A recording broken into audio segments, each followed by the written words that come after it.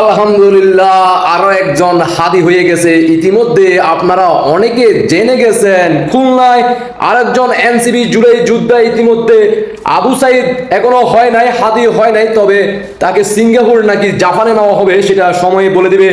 দেশবাসীকে সর্বোচ্চ শেয়ার করে দেখার সুযোগ করে দেন।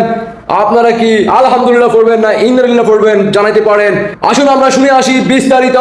খুলনা এনসিবি সহযোগী সংগঠন জাতীয় শ্রমিক শক্তির বিভাগীয় আহ্বায়ক মোহাম্মদ মোতালেব শিকদারকে বয়স 40 প্রকাশ্যে গুলি করে হত্যার প্রচেষ্টা চালিয়েছে জামাতের নেতা কর্মীরা।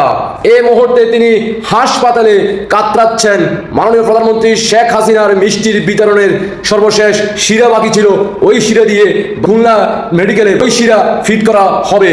পরবর্তীতে বাংলাদেশে চিকিৎসা যদি না হয়, উন্নত চিকিৎসার জন্য যুক্তরাষ্ট্র, থাইল্যান্ড, জাপান, সিঙ্গাপুর, ভারতের ডক্টর দিয়ে চিকিৎসা করা হবে। পরবর্তীতে মৃত বলে ঘোষণা করা হবে, আবারও বাংলাদেশে নিয়ে আসবে, তারপরে বাংলাদেশের কবির সাথে দাফন করা হবে।